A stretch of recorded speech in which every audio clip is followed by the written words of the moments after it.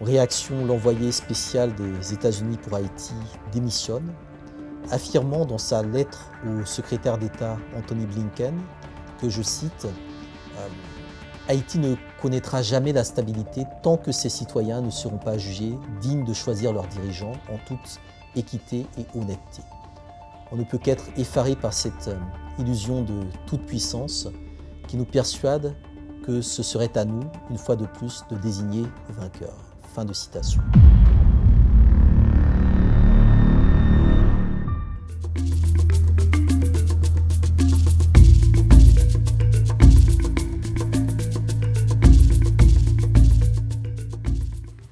Le 6 décembre 1492, le Santa Maria, le navire de Christophe Colomb, accoste sur une île inconnue des Européens, abritant une végétation luxuriante et d'importantes richesses en or.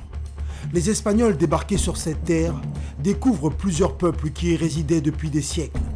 Les Taínos et les Arawaks, qui nommaient l'île Haïti.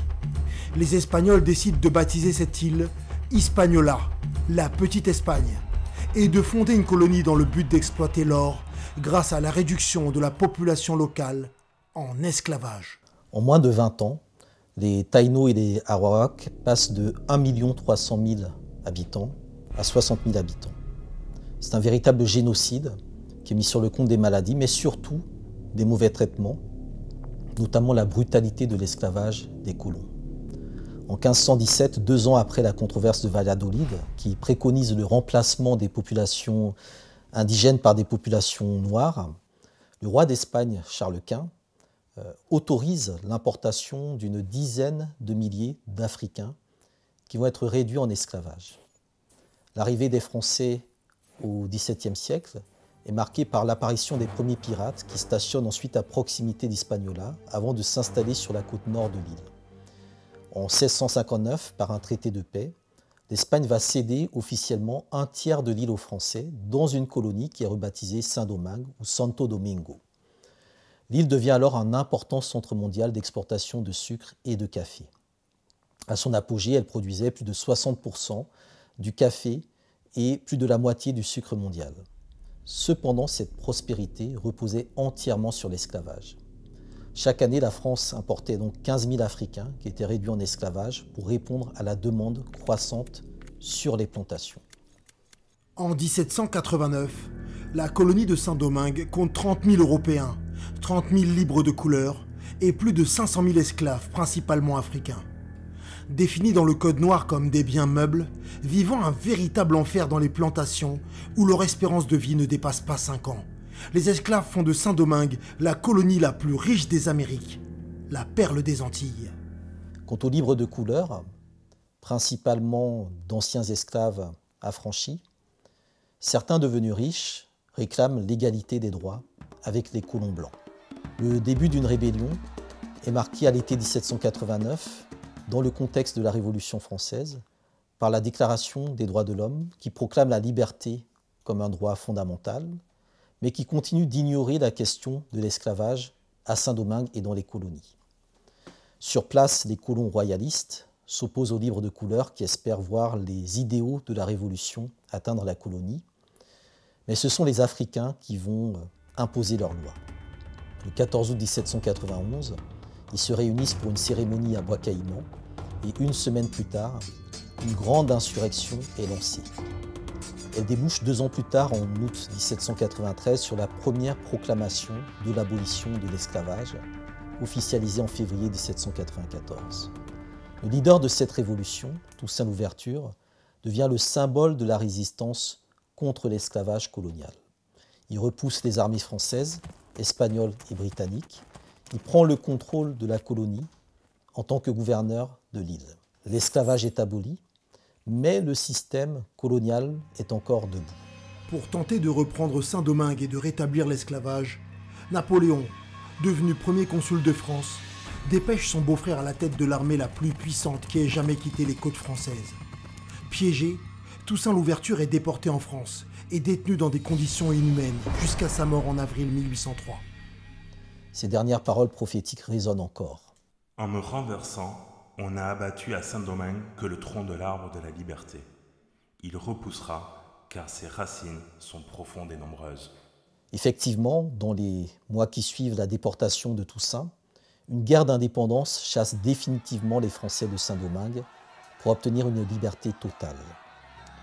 Le 1er janvier 1804, le général Jean-Jacques Dessalines proclame l'indépendance de Saint-Domingue et rétablit l'ancien nom de Haïti.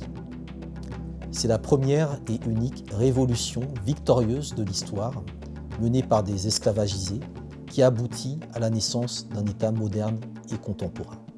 Haïti est donc un cas unique dans l'histoire. Premier pays à arracher son indépendance de la France, seconde colonie après les États-Unis à prendre son indépendance, Haïti fait entrer pour la première fois des Africains à la tête d'un pays, hors du continent. Le panafricanisme est né, et sa première dimension est dans une négritude révolutionnaire. Pour symboliser la fin de la domination blanche, le blanc du drapeau français est arraché par Catherine Flon, qui crée le nouveau drapeau haïtien. Cependant, l'histoire de la révolution haïtienne est censurée par les puissances esclavagistes qui ne veulent pas voir ce pays donner l'exemple à d'autres peuples sous domination. En interne, l'instabilité survient quand un an après s'être proclamé empereur, Dessalines est assassiné, plongeant le pays dans une division de plusieurs années. La République instable d'Haïti fait face à des menaces de recolonisation quand en 1820, Jean-Pierre Boyer réunifie Haïti et lance la République. Malgré la reprise de la production, le pays reste isolé, sans reconnaissance officielle d'une grande puissance. En 1825, par une ordonnance royale de Charles X, la France décide d'imposer à Haïti le paiement d'une somme de 150 millions de francs or en échange de la reconnaissance de l'indépendance de 1804. La dette qui est créée sous la menace d'une intervention militaire est en réalité une véritable rançon. Elle représente 10 années du revenu fiscal de Haïti. Elle s'accompagne d'une remise de 50% des droits de douane sur les navires français. C'est le début de l'histoire du néocolonialisme. Pour plusieurs décennies, Haïti s'endette auprès des banques françaises pour un premier emprunt de 30 millions de francs. L'État haïtien est soumis à des échéances tyranniques auprès de la Caisse des dépôts et consignations. Il doit également exercer sur sa propre population une fiscalité qui empêche tout développement sociopolitique et économique de la jeune nation. Cette ingérence financière, avec un remboursement soldé en 1947, a encore des conséquences contemporaines sur la situation de Haïti. L'argent qui a été mis pour le remboursement de la dette n'a pas été pour développer le système éducatif, les infrastructures de transport, ou encore les structures médicales d'un pays qui connaît, tout au long du XIXe siècle, des séismes, des ouragans et des épidémies. Arrive en 1915 la première invasion américaine d'Haïti. Pays esclavagiste par excellence, les États-Unis ont un compte à régler avec Haïti. Au moment de l'indépendance, beaucoup de colons français sont partis s'installer en Louisiane. Depuis le vieux sud raciste et esclavagiste des États-Unis, ils jurent la perte d'Haïti et soutiennent l'expulsion des Noirs libres des États-Unis vers le Libéria. Les esclavagistes américains vivent aussi dans la peur d'une révolution similaire à celle de Haïti. Ce n'est donc qu'en 1862, à la veille d'abolir l'esclavage sur leur propre sol, que les États-Unis reconnaissent l'indépendance de la République d'Haïti. Sur le plan politique, la doctrine Monroe, du nom d'un président américain, place Haïti dans l'espace de l'hégémonie américaine. Sur le plan économique, les banques américaines se rapprochent des banques françaises pour s'emparer de la dette haïtienne.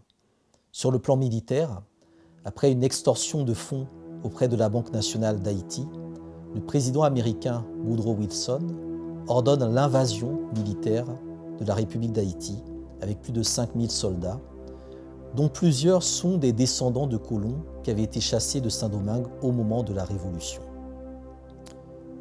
Entre 1915 et 1934, c'est donc la première invasion et occupation américaine d'Haïti.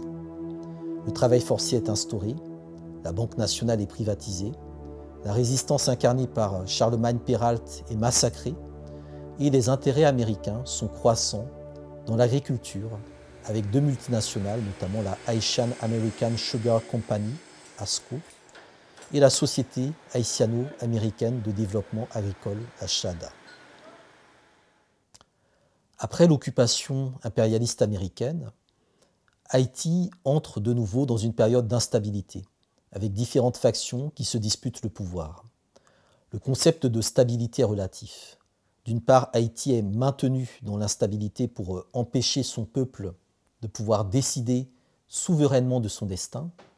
D'autre part, la stabilité désigne une période où la préservation des intérêts américains nécessite la présence au pouvoir d'un régime autoritaire.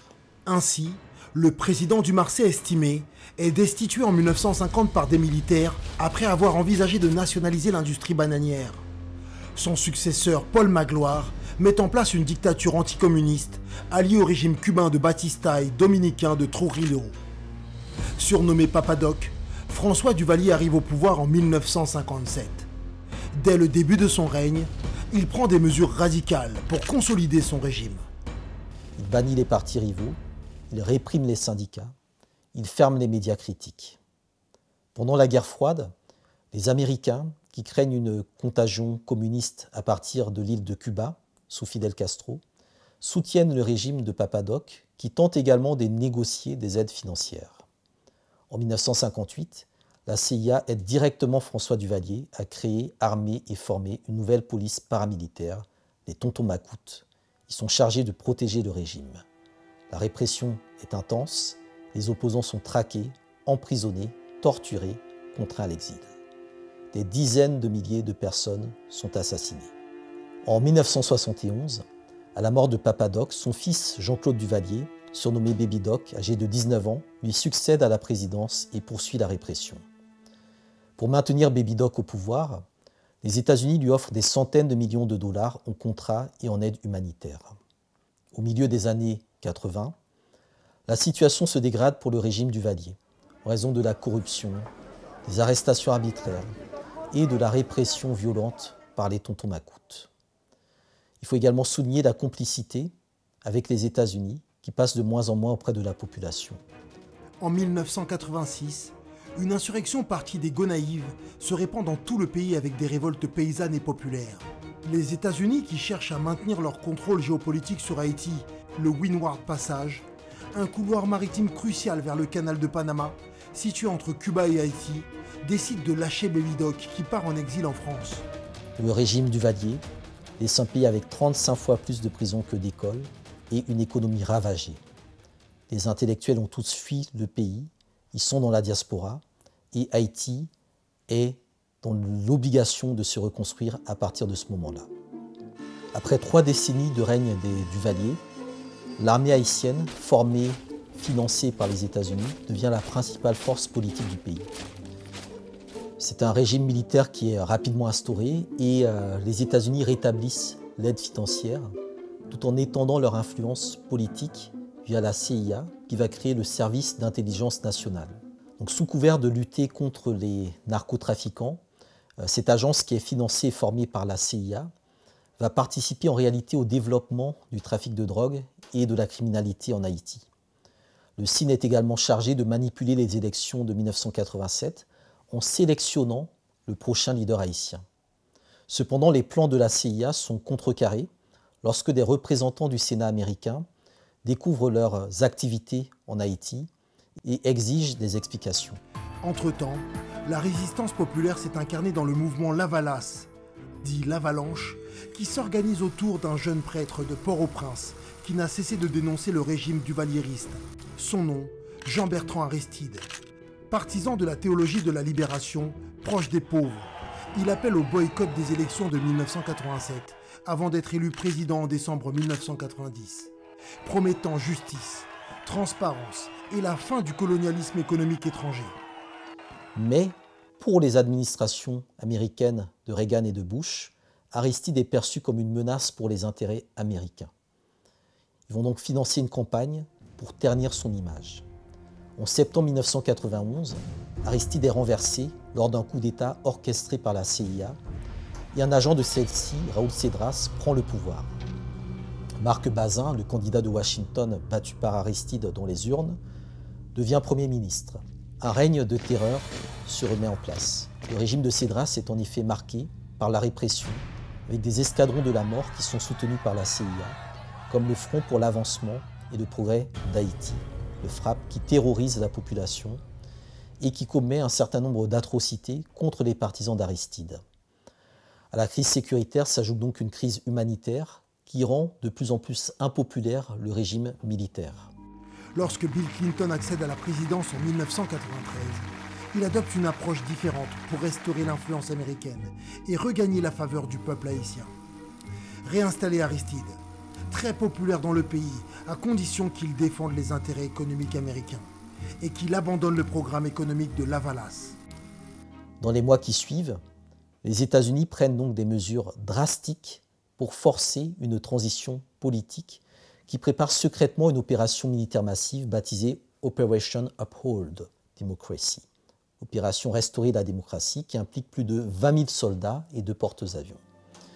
Le 19 septembre 1993, l'armée américaine débarque sur les côtes haïtiennes et prend le contrôle en moins de 24 heures du pays. Et Raúl Cedras, donc le leader installé avec l'aide de la CIA, est incité à quitter le pouvoir avec une confortable indemnité et des paiements mensuels pour se rendre au Panama. Pour dissimuler leur lien avec le régime dictatorial, les Américains volent près de 150 000 documents officiels haïtiens, ouvrant la voie au retour d'Aristide. Cependant, Aristide, qui a dû consentir à d'importantes concessions, ne s'aligne pas totalement sur Washington et n'applique pas totalement les exigences du FMI et de la Banque mondiale. Au contraire, il relève le salaire minimum, il tente une réforme foncière, il fait baisser le coût de la vie en taxant les nantis et il ouvre une école de médecine avec le soutien de Cuba. Il lance aussi un programme de construction d'écoles et des programmes sociaux à destination de la population. Aristide souhaite aussi démanteler les forces militaires et paramilitaires soutenues par Washington et l'élite haïtienne.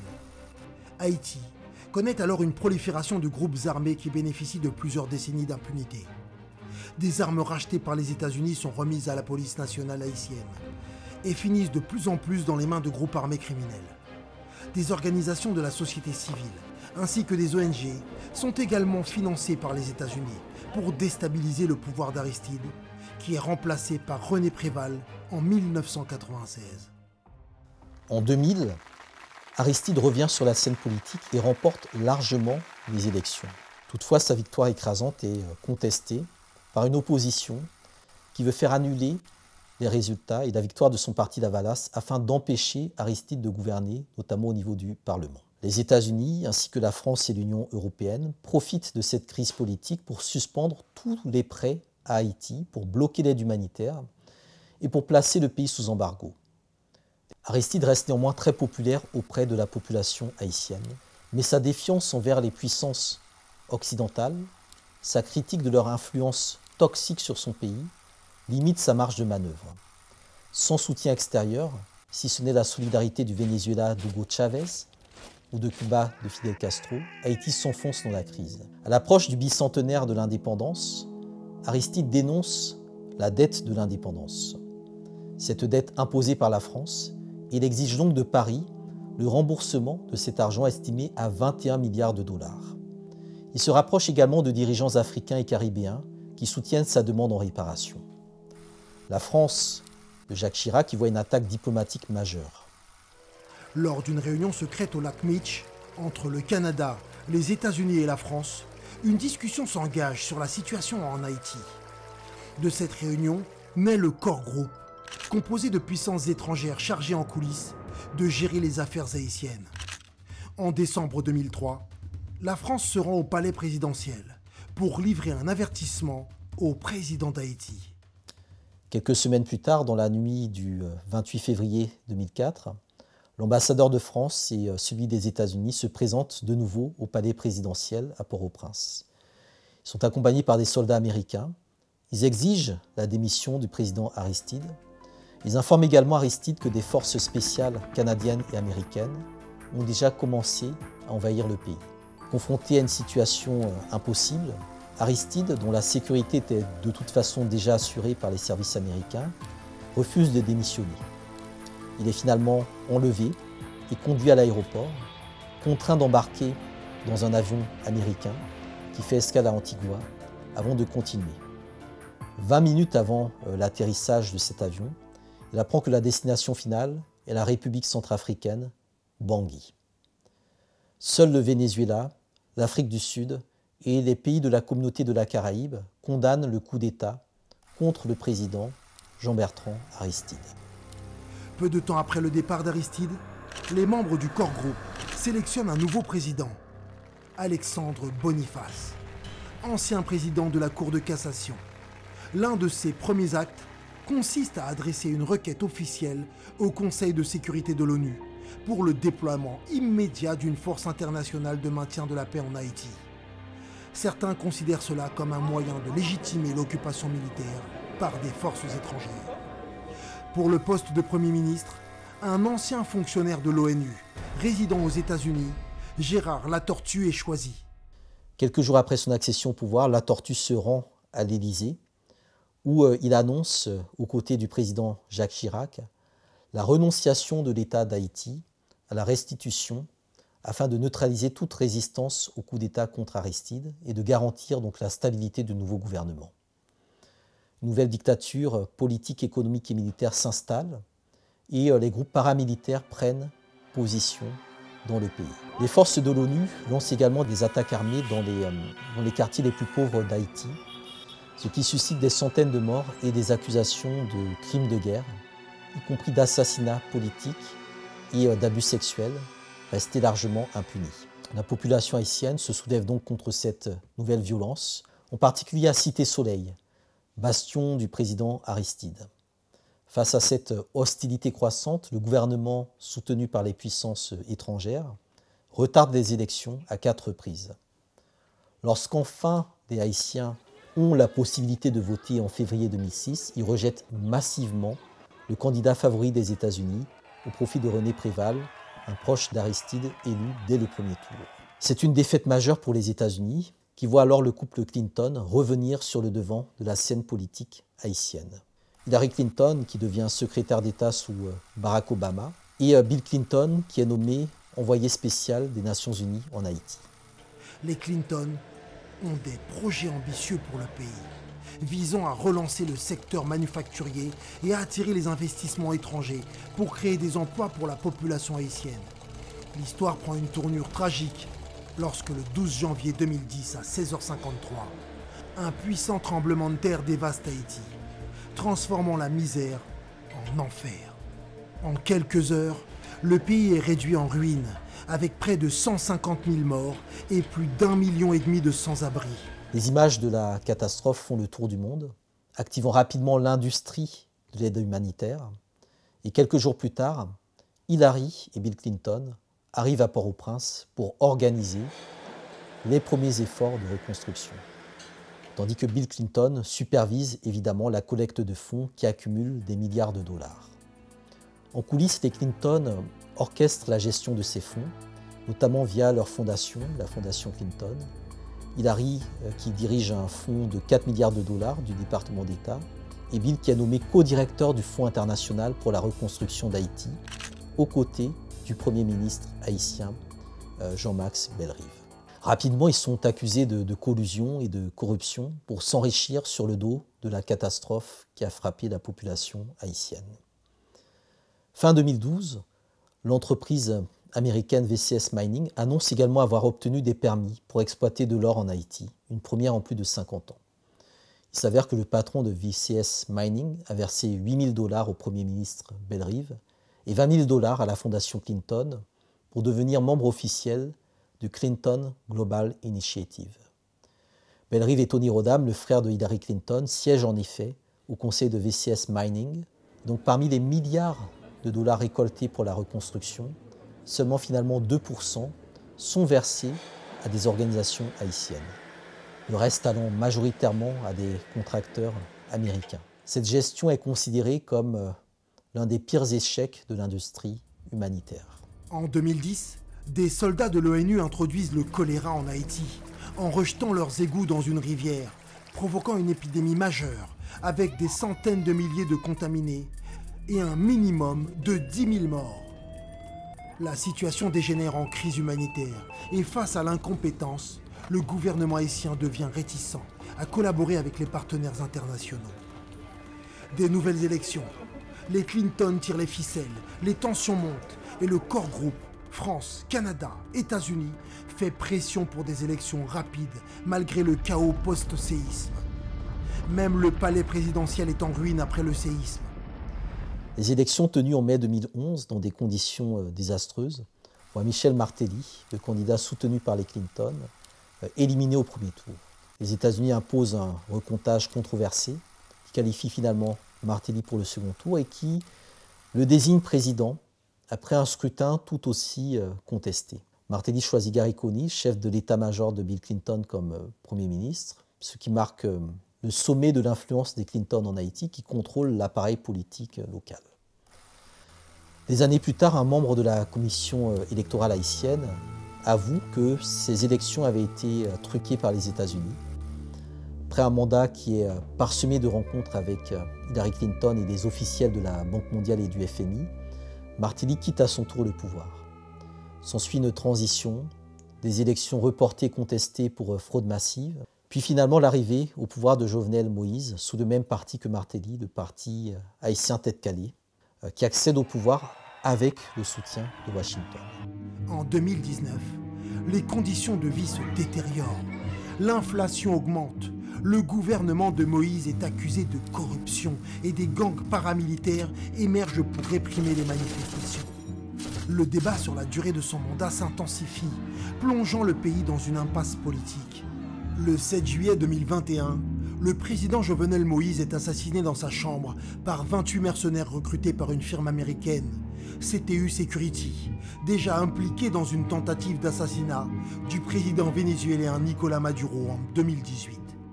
L'assassinat du président Jovenel Moïse crée une crise constitutionnelle jusqu'à ce que les États-Unis appuient finalement l'intérim effectué par le Premier ministre Ariel Henry.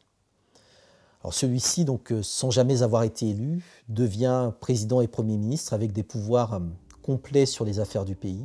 En réaction, l'envoyé spécial des États-Unis pour Haïti démissionne, affirmant dans sa lettre au secrétaire d'État Anthony Blinken que, je cite, « Haïti ne connaîtra jamais la stabilité tant que ses citoyens ne seront pas jugés dignes de choisir leurs dirigeants en toute équité et honnêteté. » On ne peut qu'être effaré par cette illusion de toute puissance qui nous persuade que ce serait à nous, une fois de plus, de désigner le vainqueur. Fin de citation. La situation actuelle fait qu'aujourd'hui, sur le terrain, la situation continue de se dégrader avec des finances publiques en chute libre, un coût de la vie extrêmement cher, une insécurité dans plusieurs quartiers de la capitale. L'insécurité des déclarations de chefs de gang, dont Jimmy Barbecue, présenté comme un véritable terroriste des Caraïbes, accélère un énième appel à une énième intervention militaire sous couvert, encore une fois, de l'humanitarisme, ce malgré l'opposition farouche d'une grande partie du peuple haïtien. La mission que tentent de préparer les Occidentaux en la confiant à des pays africains comme le Kenya ou le Bénin ressemble davantage à une nouvelle invasion militaire d'Haïti, visant à défendre les intérêts stratégiques, économiques et géopolitiques de l'Occident plutôt que ceux des Haïtiens. Le peuple haïtien continue de faire face à une dictature internationale et une crise intérieure. En juin 2024, les violences perpétrées par les groupes armés continuent de bloquer l'accès aux services de base ou de réduire les mobilités de la population, en particulier à Port-au-Prince.